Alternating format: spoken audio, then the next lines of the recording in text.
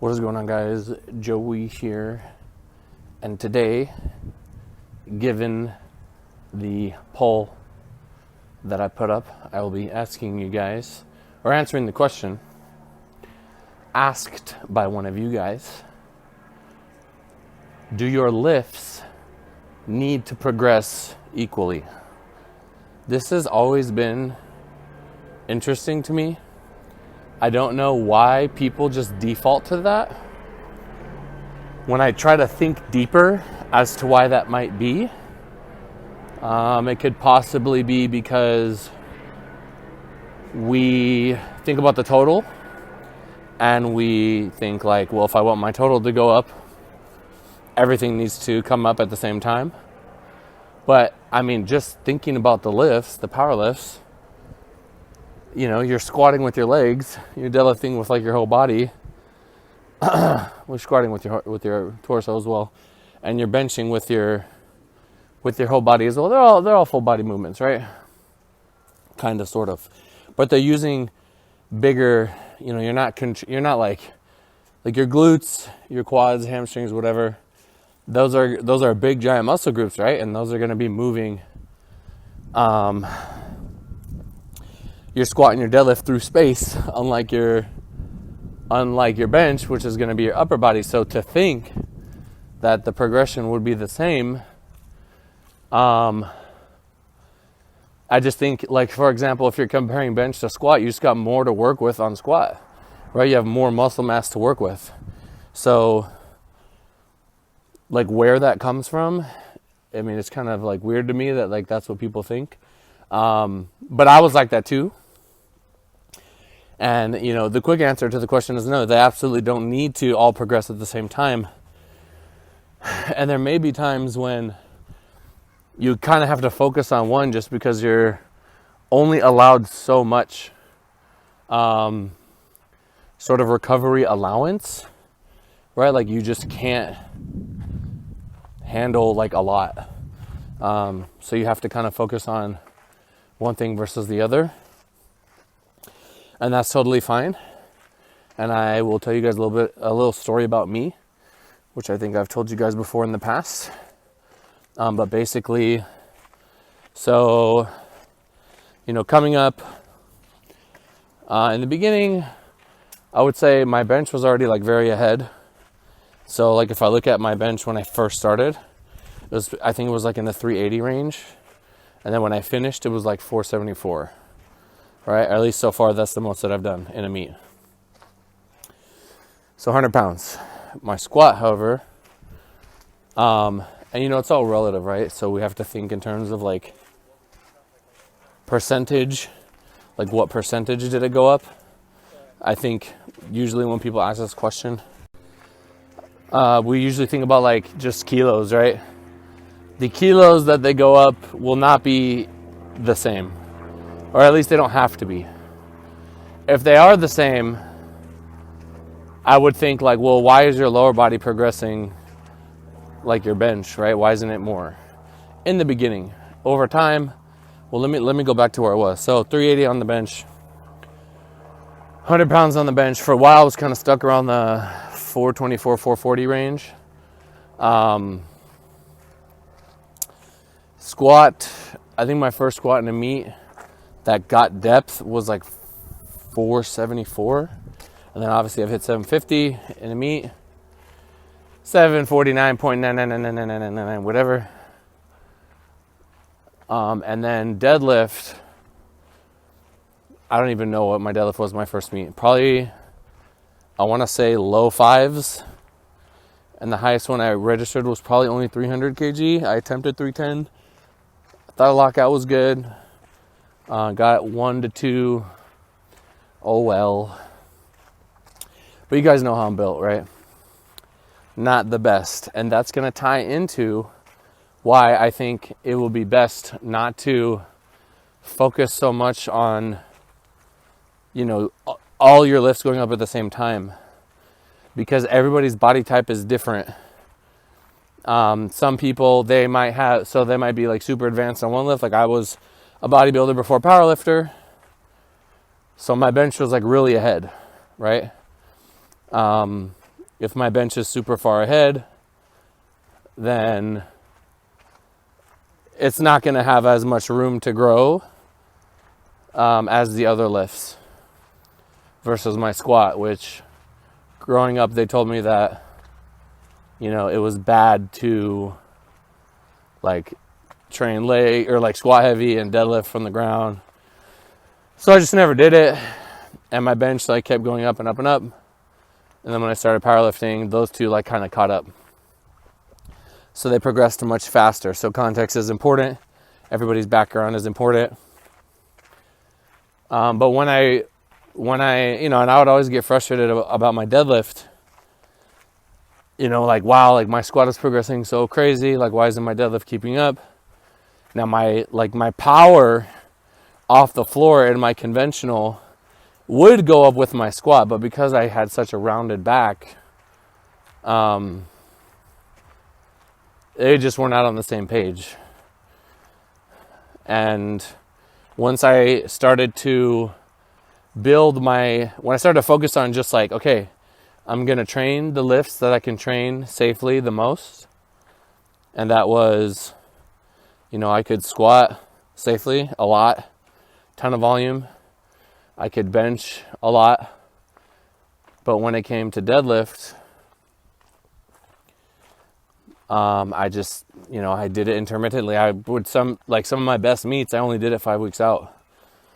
And if you look at like those older, you know, Smolov, Shaiko, those old programs, I mean, they only have deadlifting like in the very end of it because you're just doing so many fucking squats. The reasoning is there. I still think that those programs are just very antiquated. You know, you don't need to be doing all that to build an amazing total. I think you just need to stimulate progress. And once that progress is happening, you ride that, you know, you don't need to just keep adding more on top of it. You got to kind of see what your body does. So, but yeah, once I embrace like, okay, this is my body type, this is what I can do. My squat went up as much as somebody else's total would go up. You know, if they're having a great prep and they're progressing on all three, you know, my squat would like really, really, really go up. My deadlift would go up too, but not as much. But, you know, it's just, and my bench was progressing the slowest because, like I said, I had already done it so long. I would be happy with 5 pounds, literally 5 to 2.5 kilos in a year. I'm good, right? Because I can't increase my weight anymore, my body weight. I was very like maxed out in what I was doing on bench. I had done everything. Like I had been training bench already for like 15 years. So, you know, it's not like there was anything I really wanted to experiment on. I had tried everything already. And I just kind of knew like it was going to be, I would need to prep with no injuries. Everything would have to line up perfect. And, you know, it's not like we can just progress like forever. And unless I got like significantly bigger, you know, I would always be kind of limited in that regard. But, I understand that, you know, a drug-free lifter, it's kind of how it goes. I did not like put time into, I did it once, maybe once or twice, like bulking up and then cutting down, bulking up and then cutting down to kind of reach like a new level. And then I could kind of go from there, right? Like I know some lifters that have been doing this long term. If you're not like in an area or a space where you could be in a caloric surplus for a good amount of time, you know, it's very difficult, right? Or at least like in a slight surplus. You know, again, I've been training for a really long time. In high school, we were doing squat, bench, deadlift. So, you know, things slowed down quite a bit for me. Even doing everything. I mean, I never did everything like super right. If I could go back to how I would train, like I said, my protein was never what it, I mean, I would have stints of like little bursts of like really good eating. And then my protein would just drop down to like 170, you know, it's supposed to be like 250. And that's just like gains on the table that I was leaving. But I was doing a lot, right? I was coaching and lifting. I wasn't just a lifter. I still hit great numbers. I had that, 2018 to 2019, where my squat went from like 670 something to like 744 from October to March. I'll never forget that. That's got to be the single biggest jump that I've ever had, like ever. But again, when I embraced my body type and I said, this is how I'm going to progress, right? I'm just going to focus on being healthy. I'm going to keep my weight where it needs to be, and I'm going to train the lifts the best I can. I might trade deadlifting type movements, but I wasn't training, my deadlift with typical progressions that other people would, just because it was such a dangerous lift for me. And that's when I really started to put myself in a space mentally where I wasn't obsessing over my worst lift and my total was going up. So I didn't care. I was like, I don't give a shit if my total is going up. So, at the end of the day, let's use Ina, for example. Ina's got like a disgustingly big deadlift. His deadlift is like 400 kg plus, you know what I mean? Or am I tripping? Just below that, 390? It's really fucking high. It's crazy high.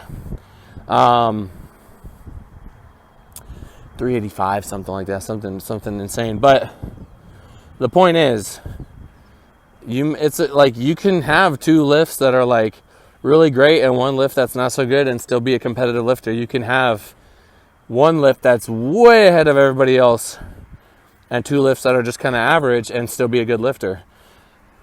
To be the best lifter, you need to be, I think, a little bit more well-rounded.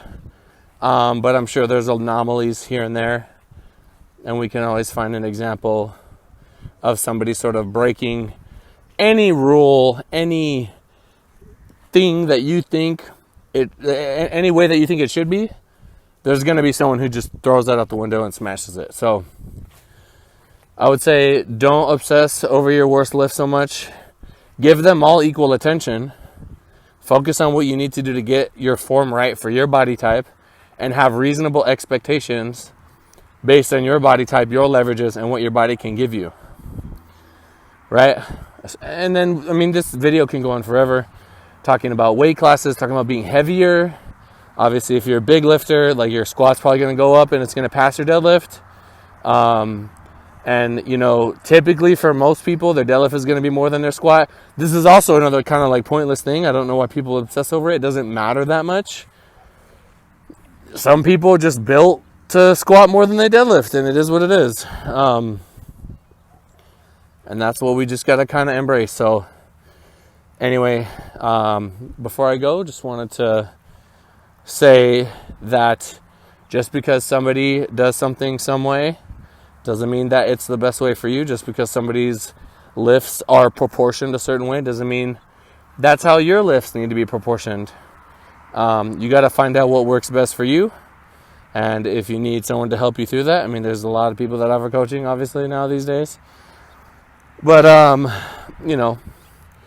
and sometimes it's hard to get an answer where you're like, all right, like, my coach says this is a good plan for me and I need to stop worrying about it.